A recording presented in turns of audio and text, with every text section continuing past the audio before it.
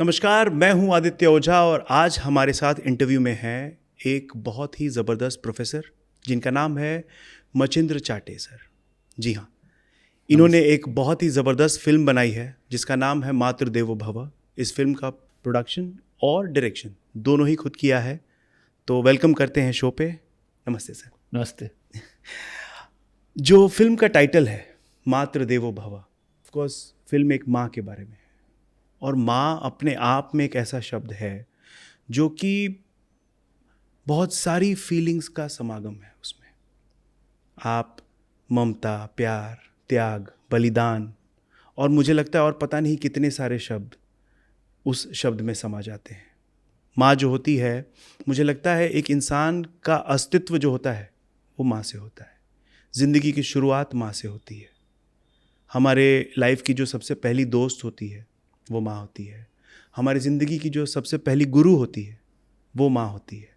तो आपने इतना सेंसिटिव टॉपिक उठाया है फिल्म बनाने के लिए, तो आपका जो अपनी माँ के साथ कनेक्शन है या इस फिल्म को बनाने के पीछे जो मोटिव है वो ज़रा बताने की कोशिश कीजिए। देखिए, माँ शब्द में बहुत कुछ आता है, लेकिन जहाँ तक बात कुछ ग्रेट लोगों के है, तो मैंने कई लोगों के चरित्र पढ़े हैं और वो चरित्र पढ़ने के बाद मुझे एक बात समझ में आती है कि ये लोगों को ग्रेट बनाने में सबसे अहम भूमिका उनकी माँ की थी।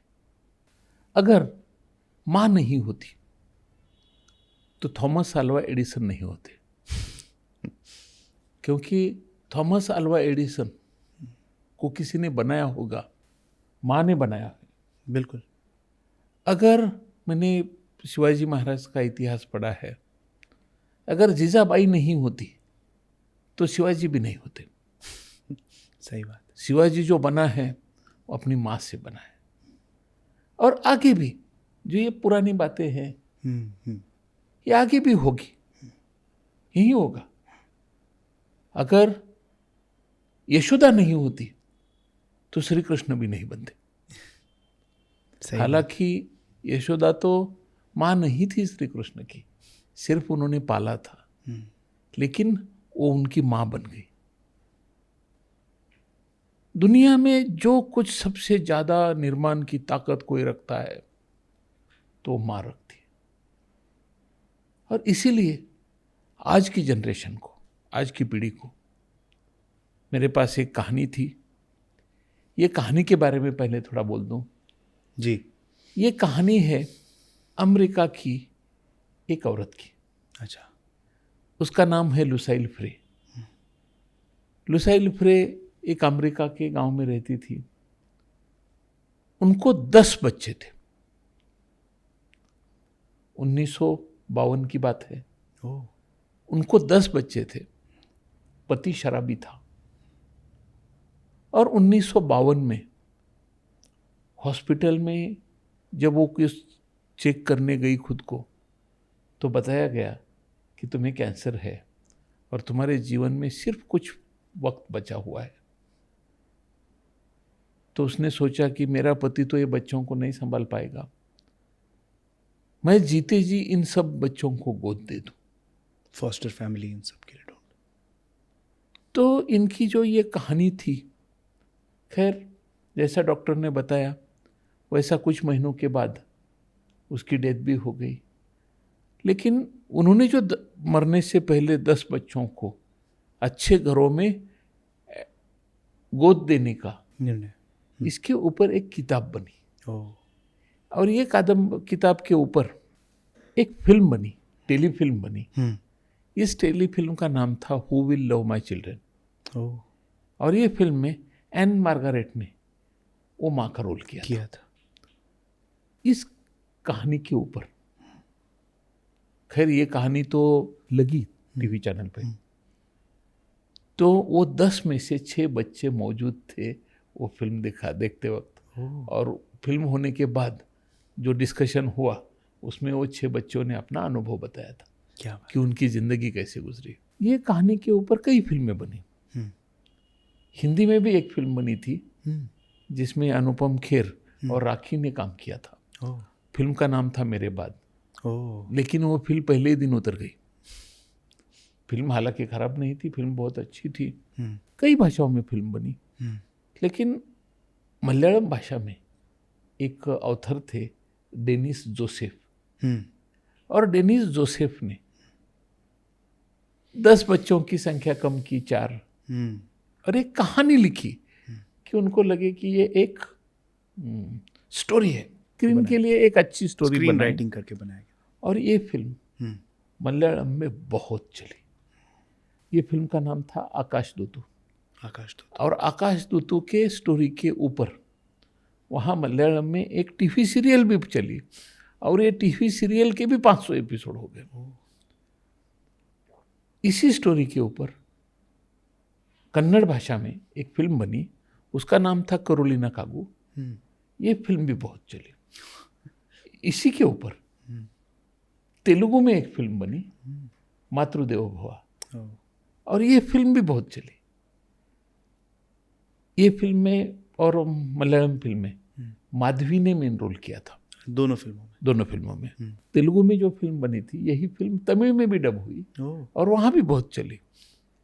होते होते ये सब 93-94 की बातें हैं, और ये कहानी मेरे पास आई 2000 में। 2000 में ये कहानी मेरे पास 25 साल पहले। तो मैंने डेनिस जोसेफ से हिंदी और मराठी के राइट्स लिए, और इसी बीच बाद में मैंने मराठी और हिंदी दोनों फिल्में बनाई। इसमें मेन रोल किया था पद्मिनी कोल्हापुरी ने, और बहुत जबरदस्त रोल।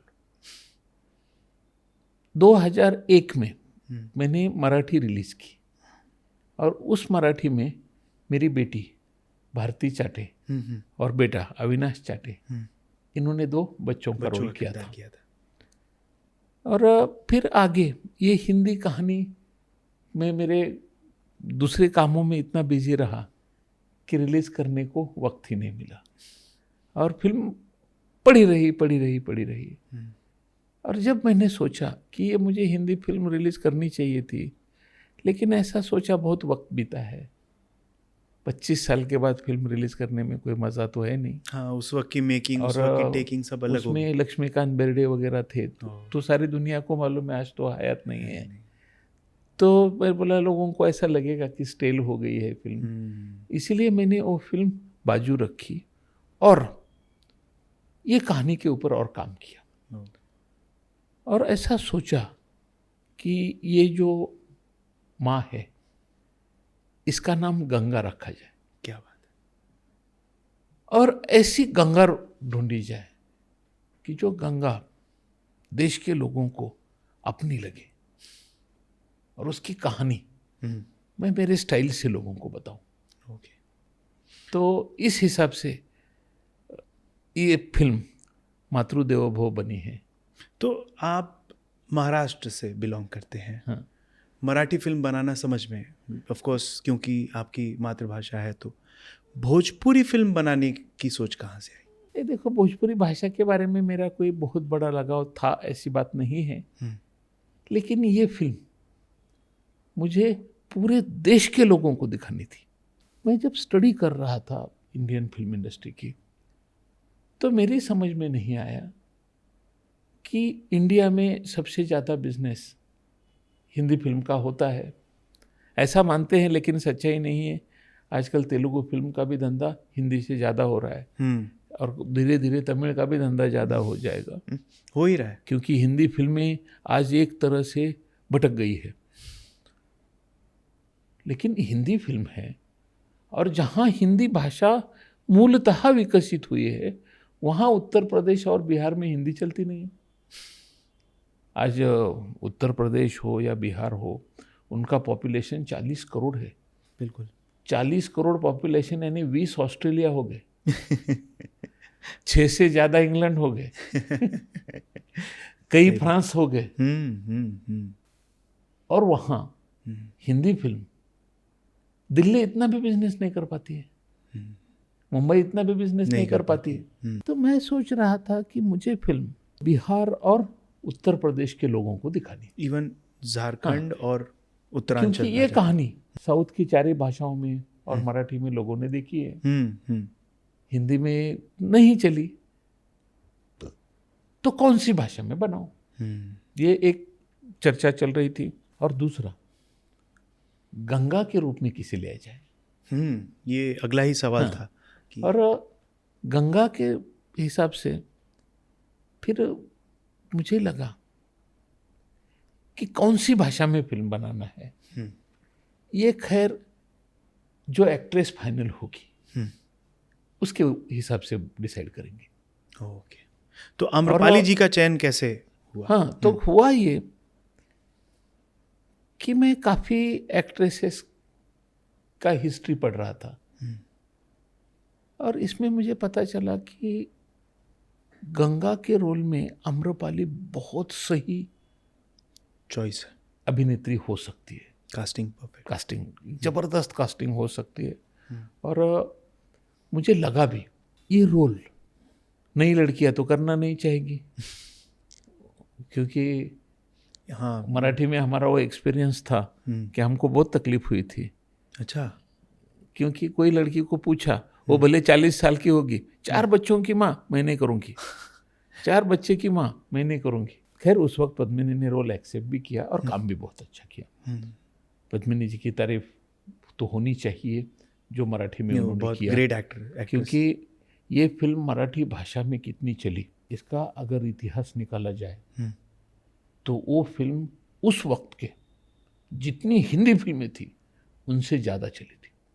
क्या बात। और हिंदी फिल्मों के लिए पूरा देश था, मराठी फिल्म के लिए सिर्फ महाराष्ट्र था, और उसका बिजनेस या उसका फुटफॉल हिंदी फिल्मों से ज़्यादा था। उस वक्त कभी खुशी कभी गम और चिमनी पाखर कई जगह पर आमने सामने आए थे, लेकिन चिमनी पाखर का महाराष्ट्र का फुटफॉल और कभी खुशी कभी गम का महाराष्ट्र का फुटफॉल 1:10 है।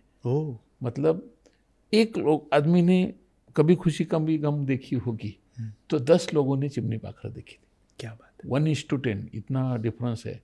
और ओवरऑल फुटफॉल बहुत ज़बरदस्त था। फिर जब आम्रपाली को मैंने डिसाइड किया कि यार ये लड़की गंगा सही बन सकती है, फिर बात हुई, फिर उनसे भी बात हुई, उन्होंने हाँ भी कर दिया। तो फिर डिसाइड किया कि अगर आम्रपाली करना चाहती है, और आम्रपाली आज भोजपुरी की टॉप की एक्ट्रेस है, तो चलो फिल्म भोजपुरी में ही बनाते हैं। क्योंकि इसके पहले जो मेरी सोच थी, बिहारी लोग और यूपी लोग हिंदी के साथ उतने कन्वीनियंट नहीं है। हिंदी भाषा के साथ कन्वीनियंट है, लेकिन जिस तरीके की हिंदी फिल्में बनती है उसके साथ नहीं, उनके साथ बिहारी और यूपी लोग कन्वीनियंट नहीं है।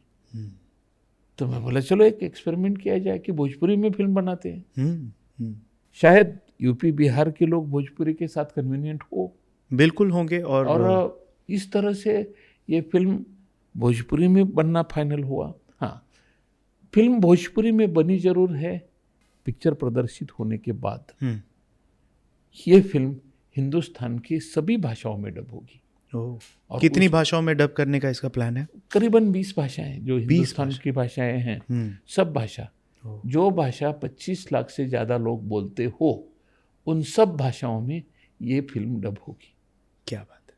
चाहे उस भाषा में कोई फिल्म अभी तक बनी भी नहीं हो तो भी उस भाषा में ये फिल्म मैं डब करूँगा। बहुत अच्छी, क्योंकि ये फिल्म मुझे लोगों तक पहुँचानी है, लोगों को लगे कि हमने कुछ कहानी सुनी है। और कभी कभी मैं महसूस करता हूँ कि व्यास वगैरह ये कितने बड़े लोग होंगे कि उनकी महाभारत पिछले 5000 सालों से यहाँ जन्मा हर आदमी पढ़ रहा है, उसको याद करता है, उसके पात्र याद करता है। तो मैं भी चाहता हूँ कि मेरी ये कहानी और ये गंगा की कहानी सब तक पहुँचे। तो इसलिए मैं ये कहानी हिंदुस्तानी सब भाषाओं में डब करूँगा। और हिंदुस्तान के बाहर जितनी भाषाएं बोली जाती है, रशियन हो, चाइनीज़ हो, जापानीज़ हो, कोरियन हो, या फिर फ्रांस हो, इटालियन हो, स्पेनिश हो, सब भाषाओं में ये फिल्म डब करूँगा। और मेरी इच्छा है कि आज तक सबसे ज़्यादा फिल्म का फुटफॉल एक चाइनीज़ फिल्म के नाम है। कौन सी फिल्म है वो? ये चाइनीज़ फिल्म बनी थी 1980 में और इस फिल्म का नाम था the legend of white snacks.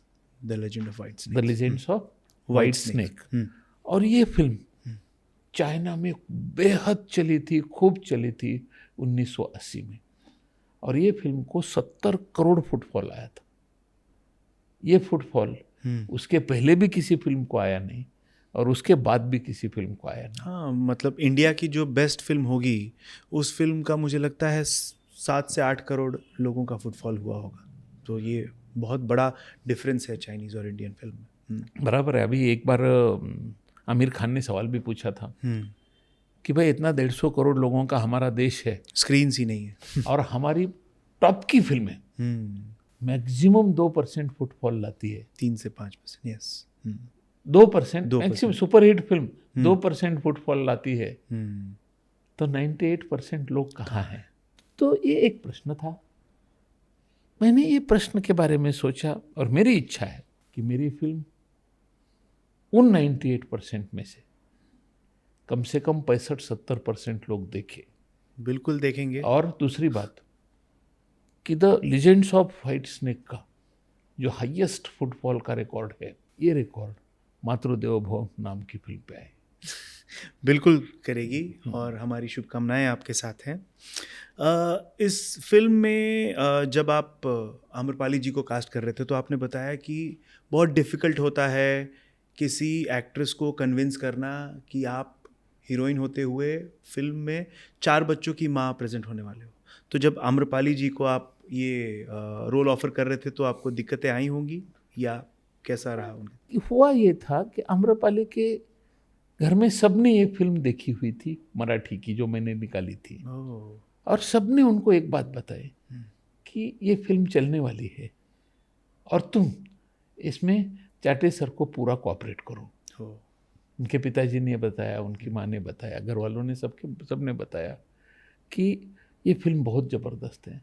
और उनके साथ जो कलीग्स है भोजपुरी के, उन्होंने भी उनको यही बताया कि ये फिल्म मराठी में चली है तो भोजपुरी में भी चलेगी और वो जो भाषा में डब करेंगे उन भाषा में भी चलेगी, तो आप उनको कोऑपरेट करो। तो आम्रपाली ने मुझे ये सवाल पूछा ही नहीं कि मुझे 4 बच्चे क्यों दिखा रहे क्या बात है, पूछा ही नहीं। वो कहानी के साथ पूरी कन्विंस थी डे वन से। वाह। और उन्होंने पूरे प्रोजेक्ट में मेरे साथ कभी कोई आर्ग्यूमेंट की भी नहीं। बहुत बढ़िया, ये बहुत अच्छी बात है। ये फिल्म जब आप भोजपुरी में बना रहे थे तो इस फिल्म का स्क्रीन प्ले और डायलॉग जो है वो सबाजीत वर्मा जी ने लिखा है। उनका काम और उनके काम करने के तरीके के बारे में कुछ बताइए। स्लो है जरा कि जो काम मुझे लगता था कि 10 दिन में 15 दिन में होता चाहिए, उसको 4-4 6-6 महीने लगाते थे। ये फिल्म को बारे में बता दूं तो ये फिल्म के प्री प्रोडक्शन में 1 साल गया और इस फिल्म के पोस्ट प्रोडक्शन में 1 साल गया और फिल्म के शूटिंग के लिए 1 महीने के अंदर हो गई। लेकिन प्री प्रोडक्शन के लिए वक्त लेना इतना बहुत ज़रूरी था। खैर अभी वो बोलते भी थे, सभाजी बोलते भी थे कि यार जब मैं कन्विंस नहीं हो रहा हूँ डायलॉग से तो तुमको क्या सुनाऊं। क्या बात, पहले मुझे कन्विंस होने दो फिर तुमको कन्विंस करता हूँ।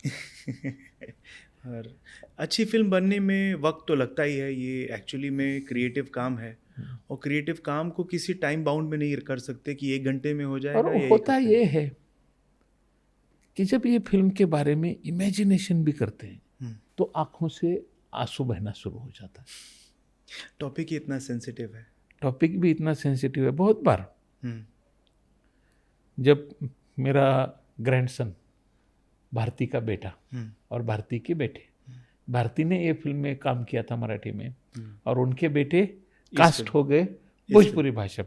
अगस्त्या जिसने रोल किया है इस फिल्म में, जब फिल्म ख़त्म हो गई हम वापस आ गए तो मैंने एक प्रश्न पूछा कि अगस्त्या कैसा रहा अनुभव और दोबारा मेरी फिल्म में काम करेगा क्या। बोलते बाबा मुझे तेरी कोई फिल्म कभी करनी ही नहीं है। बोला क्यों, क्या हो गया। बोलता है तू कैमरे के सामने बहुत रुलाता है। कैमरे के सामने रोना कैमरे के सामने बहुत रुलाता है। हाँ। लेकिन खैर जब उसने उसका रोल देखा प्रिव्यू शो में तो बेहद खुश हो गया कि बाबा बहुत अच्छा रोल किया। तो उसकी बहन भी थी, उसने भी रोल किया, उसका भी रोल अच्छा हुआ। लेकिन बच्चों को भी ये कहानी बहुत अच्छी लगी। जब फिल्म का शूटिंग कर रही थी और सायशा की मम्मी उसको हर सीन समझाती थी कि ये सीन ऐसा कर, ये सीन ऐसा कर, और सायशा करती भी थी, जबरदस्त कमाल का रोल करते थे। तो इस फिल्म में उनके अलावा टोटल 4 बच्चे हैं इस फिल्म में, और बच्चों के साथ शूट करना बहुत डिफ़िकल्ट होता है, मुश्किल होता है, क्योंकि शूटिंग थोड़ा आसान काम नहीं है। लाइट्स होते हैं, बार बार रीटेक्स होते हैं, बहुत बार क्लाइमेट साथ नहीं दे रहा होता है, गर्मी लग रही होती है। तो इनके साथ शूट करने में आपको कैसी दिक्कतों का सामना करना पड़ा? एक देखो, एक जो लोग ये फिल्म में काम कर रहे थे वो लोग स्टोरी से कन्विंस थे, और ख़ासकर हमारा जहाँ गंगा निवास था, जहाँ फिल्म का शूटिंग हो रहा था, वो अक्टूबर महीना था और कमाल की हीट थी, गर्मी, और आजू बाजू में खेत थे, धान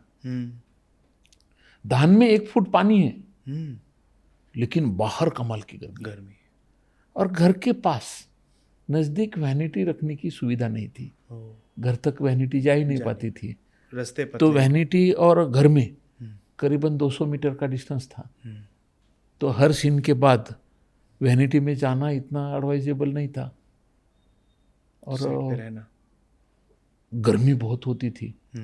लेकिन मुझे याद है इतना शूटिंग के दौरान आम्रपाली कभी बीच में कभी वैनिटी वैन गई नहीं, और अगस्त्या भी नहीं जाता था।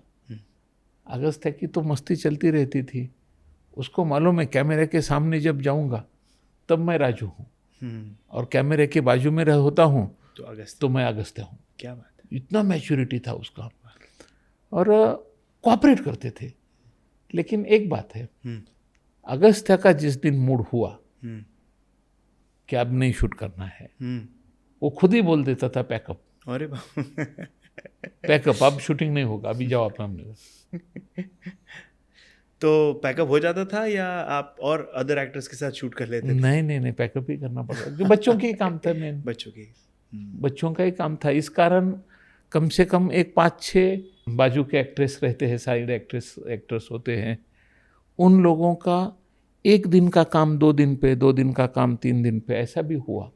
लेकिन खैर बच्चों से वो काम करवाना था, तो मैं कभी बच्चे पे भड़का नहीं, वो तो। और दूसरी बात, मैं बोला अगर वो बोलता है पैकअप तो पैकअप। इस फिल्म ये सब्जेक्ट ही ऐसा था कि इसको बनाने के लिए आपका पेशेंस होना बहुत ज़रूरी था। आगे बढ़ते हुए जो इस फिल्म का संगीत दिया है साजन मिश्रा जी ने, उसके बारे में कुछ बताइए। उससे पहले एक गाने के बारे में बता दूं।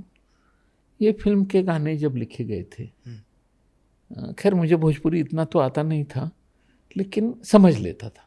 हाँ। हिंदी से बहुत मिलती जुलती है, आसपास की भाषा। कोई भोजपुरी में बोलता है तो मुझे हमेशा ये लगता है कि कोई अलंकृत हिंदी में बोल रहा है।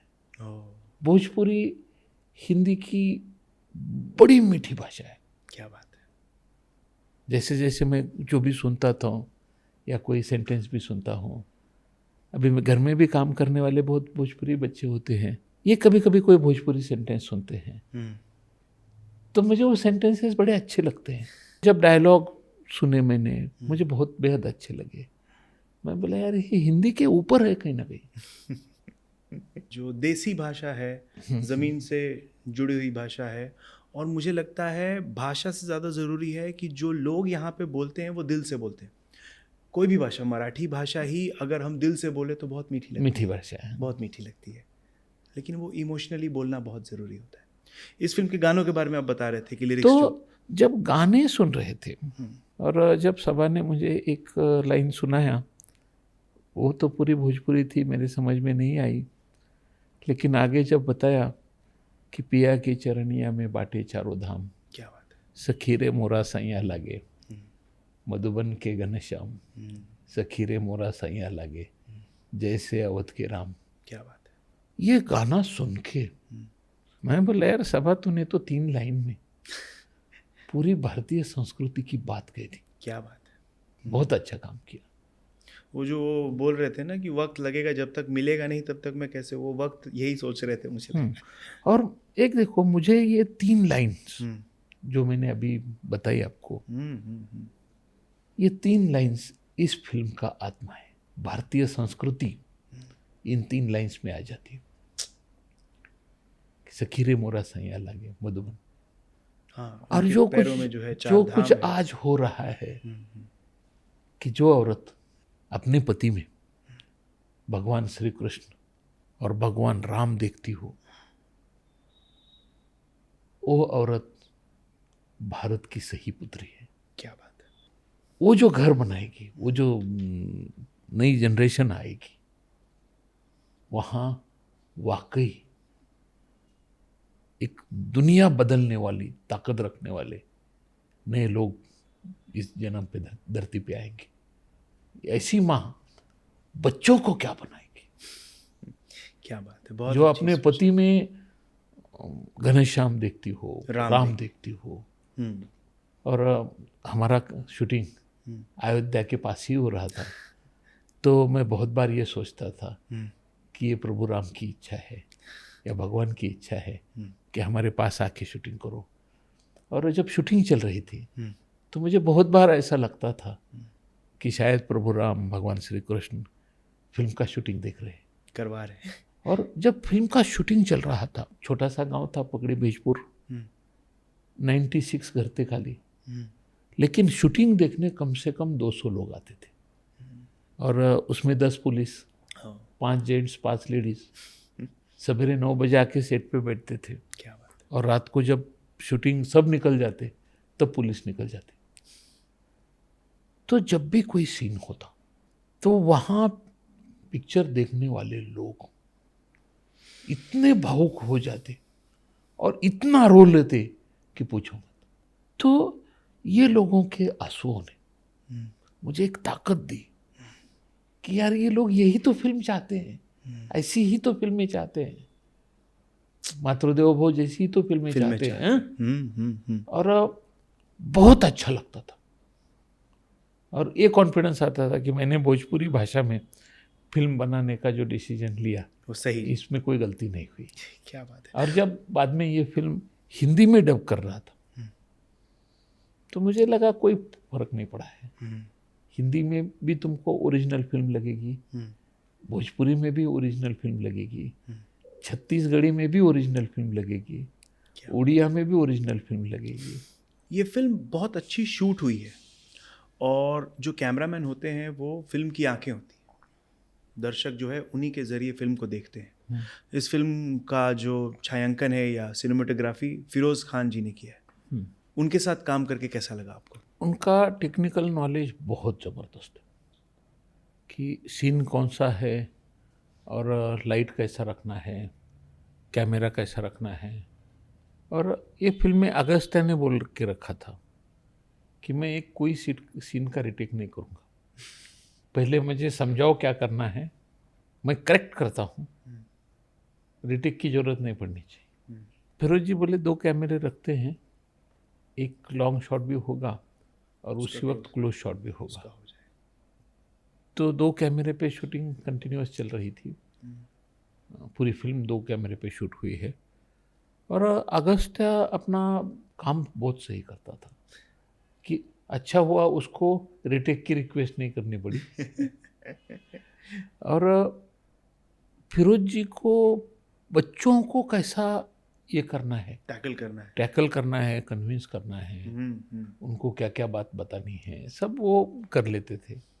मैं बोला मैं बोलना चालू करूँगा तो वह मजाक करेगा, एक्सपीरियंस जो उनका है। हाँ, बस मजाक ही करता है। हाँ। मेरे साथ तो मजाक ही करता है, मेरी कुछ चीज़ें छुपाते रहता है, कुछ चीज़ें ये करता है। एक बार मेरी डायरी छुपा लिया था अगस्त्या ने और मैं ढूंढ रहा था, मुझे लगा ये इसी ने छुपाई होगी। पास गया, बोला अगस्त्या मेरी इम्पोर्टेंट डायरी है। मुझे बोलता है बाबा मैंने तेरी डायरी को छुआ तक नहीं। और 2 दिन के बाद डायरी मिली। फिर उसने खुद ही दी या फिर? नहीं, मिल गई वो। अच्छा, तो आपको कैसे पता चला कि उसी ने छुपाई? हाँ, वहाँ उसको पूछा गया ना, हम्म। कहाँ रखा था, सच बोल। बोला मंदिर में रखा था। तो ऐसी शरारत है। हाँ, मैं बोला सेठ पे अगर ऐसी शरारत हो गई। अगर मैं उसको समझाने गया हाँ। तो उल्टा सुल्टा ही कर देगा। फिरोज जी उसको संभालते थे, बच्चों का काम। मेरे 2 ग्रैंडसन और ग्रैंड डॉटर थी, हम्म। और सभा का बेटा बड़े बेटे के रोल में था, और एक छोटा बच्चा जहाँ शूटिंग कर रहे थे उनके एक रिलेटिव में था। ओह। तो ये 4 बच्चे, छोटे बच्चे का तो कोई काम था ही नहीं, उसका प्रेजेंस जरूरी था, लेकिन अगस्त्या और इनको तीनों को संभालना बहुत ज़रूरी था, और इनको संभालने का काम फिरोज ने बहुत अच्छा किया। जहाँ तक बात है टेक्निकल नॉलेज इनका बहुत ज़बरदस्त है, बहुत स्ट्रांग, बहुत स्ट्रॉन्ग है। और एक देखो, जो भाषा में इतने अच्छे राइटर हो, इतने अच्छे कैमरामैन हो, इतनी अच्छी फिल्में बन रही हो, तो दर्शक कहाँ गायब है? बिल्कुल। और ये दर्शक लाने का काम मुझे लगता है कि ये फिल्म करेगी, और हमारा मार्केटिंग, बिल्कुल करेगी, ये 2 चीज़ें ये करे। 100%। इस फिल्म में जो और कैरेक्टर्स हैं, जैसे कि महेश जी ने जो आम्रपाली जी के पति का किरदार निभाया है, उनके बारे में कुछ बताइए। महेश जी मेरे दोस्त हैं। और पिछले 5-6 साल से मुझे रोज गुड मॉर्निंग, गुड नाइट ऐसे मैसेज भेजते थे। तो एक दिन मैंने उनको बुलाया, भाई कौन है आदमी रोज मुझे गुड मॉर्निंग को ये मैसेज भेजता? फिर बोले सर आपको मिलना है, मिलने आया। हमारे गांव का ये बीड़ से, मैं बीड़ से आता हूँ। अच्छा, और ये औरंगाबाद में? औरंगाबाद के बाजू में बीड़ है। तो वो भी बीड़ से आता है। तो एक बार मिलने आया, तो मैं बोला यार कोई फिल्म होगी मेरी तो मैं ज़रूर दूंगा। जब डिसाइड हुआ कि फिल्म करनी है तो वो भी वहाँ मौजूद था। चिमनी पाखरा का रिमेक करेंगे। तो बोला सर मुझे दिल ले लो। तो मैंने उनको बोला कि तुमने जो काम किया है उसमें से मुझे कोई क्लिप दिखा। तो उसने मुझे एक 30 सेकंड की क्लिप दिखाई, और क्लिप देखते ही मैं बोला यार मेरा ऐसा ऐसा रोल है, तू करेगा? मतलब फिल्म मैंने 10 बार देखी। मैं बोला अगर सचिन खेड़ेकर का रोल करते हो तो मैं तुमको दे दूंगा। हाँ बोला करूँगा। और वाकई जैसा मैंने चाहा था वैसा गौतम पर्दे में आया है। जब पिक्चर का शूटिंग का चल रहा था तब भोजपुरी के बहुत बड़े स्टार रवि किशन, वो मेरे दोस्त थे। मैंने उनको फ़ोन किया कि वे मेरे पास कुछ छोटा रोल तुमको करना चाहिए। बोले चाटे साहब अगर हीरो का रोल देंगे तो करूँगा। मैं बोला भाई मेरी पिक्चर का हीरो तो मिल गया है, अभी उसको रिप्लेस नहीं हो सकता। और बोला अभी देखो अभी तुम हीरो बनने के ये रहे नहीं हैं, थोड़ा समझ लो वक्त का नतीजा, और मेरी फिल्म में तो बैठोगे नहीं। तो बोले ठीक है फिर। और एक दिन दिनेश लाल यादव भी पूछ रहे थे कि यार सचिन खेड़ेकर के रोल के लिए मुझे क्यों नहीं पूछा गया। मैं बोला भाई देखो आप इतने बड़े स्टार हो और पिक्चर में इंटरवल के बाद ही मर जाओगे तो पब्लिक चिल्लाएगी हीरो कहाँ है। तो मुझे एक जो रोल चाहिए हीरो का, एक सिंपल कैरेक्टर की, सिंपल कैरेक्टर और काम अच्छा हो, तो वो काम महेश ने बहुत अच्छा किया। क्या बात है। इस फिल्म में जो और कैरेक्टर्स हैं जैसे संजय पांडे जी हैं, अनूप अरोड़ा जी हैं, मनोज टाइगर जी हैं, देव सिंह हैं, ये और प्रकाश जयस जी, ये लोग हमारी इंडस्ट्री के बहुत ही जाने माने एक्टर्स हैं। इनके साथ काम करके आपको कैसा लगा? सर ये बहुत ग्रेट लोग हैं, मेरे पास शब्द नहीं है कि इनके परफॉर्मेंस की तारीफ करूं, इतने ग्रेट है। अनूप अरोरा जी हो या फिर संजय पांडे हो, मनोज टाइगर हो, प्रकाश जी, ये सब लोग फिल्म के बहुत बड़े ये है पिलर्स। इतना जबरदस्त काम, और जो चाहिए वो जो निकलता है जबरदस्त, कि इनको देख के लगता है कि ऐसे एक्टिंग अपने को सीखने को तो बहुत जन्म लगे। पारोरा सब में, यहाँ तक कि स्वीटी सिंह हो या फिर रिंकू राजगुरु हो, हीरा यादव के एक डायलॉग ने तो मुझे खा लिया। क्या बात है। जब एक डायलॉग था कि अम्रपाली पूछती है कि आप मेरी बेटी लेके जा रहे हो, कल अगर आपके बेटे हो गए तो मेरी बेटी को छोड़ तो ना दोगे? तो हीरा यादव कहता है कि मैं साक्षात लक्ष्मी लेके जा रहा हूँ, बेटी नहीं लेके जा रहा। जब पर्दे पे ये आता है लोग भावुक हो जाएंगे। क्या बात। एक एक सीन, एक डायलॉग, और जब हम ये देख रहे हैं वो माँ को कैसा लगता है। मैं ये इमेजिन कर सकता हूँ कि आपने जो ये फिल्म बनाई है ये पूरे दिल से बनाई है, और मुझे लगता है कि इस फिल्म के अंदर जो इमोशंस हैं, जो सेंटिमेंट्स हैं, वो लोगों के दिलों को छुएंगे। अब आप इस फिल्म को जो रिलीज़ कर रहे हैं वो बड़े पैमाने पे कर रहे हैं, तो दर्शकों को किस तरीके से आप अनुरोध या गुजारिश करना चाहेंगे कि आप फिल्म को आएँ और देखें? आप क्या कहना चाहेंगे दर्शकों से? सर फिल्म कितनी चलती है, मुझे कितना पैसा मिलता है, इसके लिए मैं फिल्म रिलीज नहीं कर रहा हूँ। ये फिल्म तुम्हारी जिंदगी का हिस्सा बने, ये फिल्म अपने जिंदगी में तुम कभी ना भूलो। कि आज मराठी में जो लोग हैं, मैंने पिछले 40 साल से बच्चों को पढ़ाया है, महाराष्ट्र में कम से कम 14 लाख बच्चों को पढ़ाया है, और जो एक रिकॉग्निशन चाहिए वो तो महाराष्ट्र ने मुझे दिया है। लेकिन आज पूरा महाराष्ट्र मुझे जानता है चिमनी पाखर के प्रोड्यूसर, कि चाटे सर ने फिल्म बनाई थी और चिमनी पाखर बनाई थी। तो ये बात मुझे बड़ी अच्छी लगती है कि आज हर कोई महाराष्ट्रियन मुझे बोलता है कि चाटे सर ने फिल्म बनाई थी, चाटे सर की फिल्म है। वैसा यही, और ये लोग भूले नहीं हैं। मैं एक बार किसी कारण एक रिहैब सेंटर में गया था, तो रिहैब सेंटर के जो मालिक है उनसे बात हो गई, और मेरा जो काम था वो भी हो गया। बोले सर मेरी माँ से मिलते जाओ, और उनकी माँ आई हुई थी। तो माँ को उन्होंने बताया कि ये मच्छिंद्र चाटे सर हैं। वो मुस्लिम औरत थी। उसने मुझे एक ही सवाल पूछा, चिमनी पाखर फिल्म आपने बनाई थी? मैं बोला हाँ। बोले जब से मैंने चिमनी पाखर फिल्म देखी तब से मैंने डिसाइड किया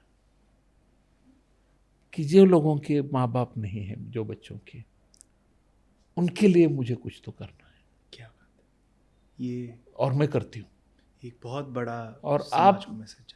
तो वो अपने बेटे को वही बोली कि बेटा ये मेरे प्रेरणा स्रोत है, इनसे मैं काफ़ी कुछ सीखी हूँ, इनकी फिल्म से, चिमनी पाखर से। वो औरत ने मुझे जो रिस्पेक्ट दिया, वो रिस्पेक्ट मुझे देश की जनता से मिले कि यार चाटे सर के फिल्म ने मैं ये बात सीखा। जैसा हीरा यादव का डायलॉग ही हो कि मैं बेटी नहीं, लक्ष्मी, साक्षात लक्ष्मी लेके जा रहा हूं। तो हर कोई ये फिल्म से कुछ सीखे, जिंदगी भर याद रखे, उसका पालन करे। तो ये चीजें मैं चाहता हूं। क्या बात है, ये बहुत अच्छी सोच है आपकी। आपसे बातचीत करके मुझे जहाँ तक फील हुआ है कि आपकी माँ के साथ बहुत अच्छा कनेक्शन होगा। तो कोई एक ऐसी याद जो आपको आज भी आती है, ये दर्शकों को बताना अगर चाहें तो। एक देखो, सब्जेक्ट अलग हो जाता है। मैं मेरी माँ से बेहद प्यार करता हूँ और मेरी माँ अभी भी जीवित है और वो भी हम सब बच्चों से बेहद प्यार करती है।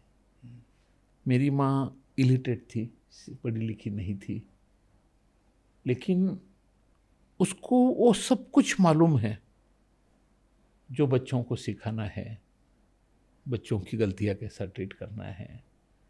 और मैं भी ये मानता हूँ कि मैं आज जो भी हूँ या जो कुछ बन सकता हूँ वो सिर्फ मेरे माँ के कारण। या जब भी कोई मुसीबत आती है, मैं भगवान को याद नहीं करता हूँ, माँ को याद करता हूँ। और मेरे ख्याल से आज देश में 60-70% से ज़्यादा लोग जब भी मुसीबत में आते हैं भगवान को याद नहीं करते, माँ को याद करते हैं। और यही मातृदेवो भव का संदेश मैं एक बार फिर लोगों को उनके दिमाग में लगाना चाहता हूँ कि भाई तुम जो भी हो अपनी माँ के कारण हो और इसी माँ को भगवान मानो। मैं अपनी माँ को भगवान ही मानता हूँ और मैं माँ की बहुत रिस्पेक्ट करता हूँ। बहुत अच्छा मैसेज है। और ये जो फिल्म आपने बनाई है पूरे दिल से बनाई है, और मैं ये कामना करूँगा कि ज़्यादा से ज़्यादा लोग इस फिल्म को देखें। इस फिल्म के थ्रू जो आप मैसेज देना चाहते हैं वो बहुत ही प्योर है, बहुत ही इमोशनल है। तो मैं लोगों से यही गुजारिश करूँगा कि ये फिल्म जब भी आपके सिनेमा घरों में आए, आप इसको अपने पूरे परिवार के साथ जाके देखें। और जाते जाते आप दर्शकों से अगर कुछ कहना चाहें तो। मैं एक स्कीम अनाउंस करता हूँ मातृदेवो भव फिल्म के दर्शकों के लिए कि आप सिनेमा घर आओ, फिल्म देखो और फिल्म देखने के बाद अपनी माँ को एक खत लिखो। ऐसा खत लिखो कि जैसा अब्राहम लिंकन ने एक स्कूल के टीचर को लिखा था, या फिर फॉरगेटिंग फादर नाम का एक लेटर था कि हर कोई अपनी माँ को चाहता है, माँ की रिस्पेक्ट करता है, माँ उसको जीवन में मानता है, लेकिन ये कहीं आता नहीं। एक खत बनाओ, ये खत अपने पास रखो, अपने दिल के पास रखो, संभाल के रखो, खुद रिकॉर्ड करो, वीडियो बनाओ उसका, और अब वो वीडियो देखो और एक कॉपी आपने बनाए हुए लेटर की एक कॉपी आप देवयानी मोहिस को भेजो। हम अच्छे एंकर से आपका एक खत पढ़वाएंगे, उसका एक वीडियो बनाएंगे और ये सोशल प्लेटफॉर्म पे डालेंगे। और इस वक्त पूरे देश भर के भाषाओं में, अलग अलग भाषाओं में जो लोगों के ये आएंगे, खत आएंगे, उनकी स्टडी करके 100 खत निकाले जाएंगे और ये 100 पत्रों की एक किताब छपी जाएगी और ये देश के सभी भाषाओं में ट्रांसलेट होगी। वाह। और ये किताब हर कोई पढ़े और अपने जीवन में बहुत बड़ा परिवर्तन। आप भगवान की पूजा करते हो, करो, मेरी कोई आपत्ति नहीं है, लेकिन भगवान आपको मिलने से रहे। लेकिन माँ की पूजा करो, माँ का आशीर्वाद तुमको और बड़ा बनाते जाएगा। क्या बात है। तो क्यों भगवान ढूंढते हो? अपनी माँ में ही भगवान ढूंढो। बिल्कुल बिल्कुल। माता जो होती है वो पूजनीय होती है। यही संदेश हमारी फिल्म जो है मातृदेवो भव ये देती है। मैं आप लोगों से यही कहूँगा कि ये जो स्कीम इन्होंने अनाउंस किया है, इसके डिटेल्स आपको इनके इंस्टाग्राम पेज पे मिल जाएंगे, जो कि नीचे डिटेल्स लिखे होंगे। आप लोग अपने ख़त ज़रूर पहुंचाइए, और ये फ़िल्म जब भी रिलीज़ हो प्लीज़ इनको देखिए। थैंक यू सर, आपने एक बहुत ही अच्छी फ़िल्म बनाई है। उस फ़िल्म के सफलता के लिए मैं शुभकामनाएं देता हूँ, एंड आई विश कि आप ऐसी और भी ढेर सारी फ़िल्में बनाएं और लोगों में अच्छा अच्छा मैसेज पहुंचाते रहें। धन्यवाद। Thank you.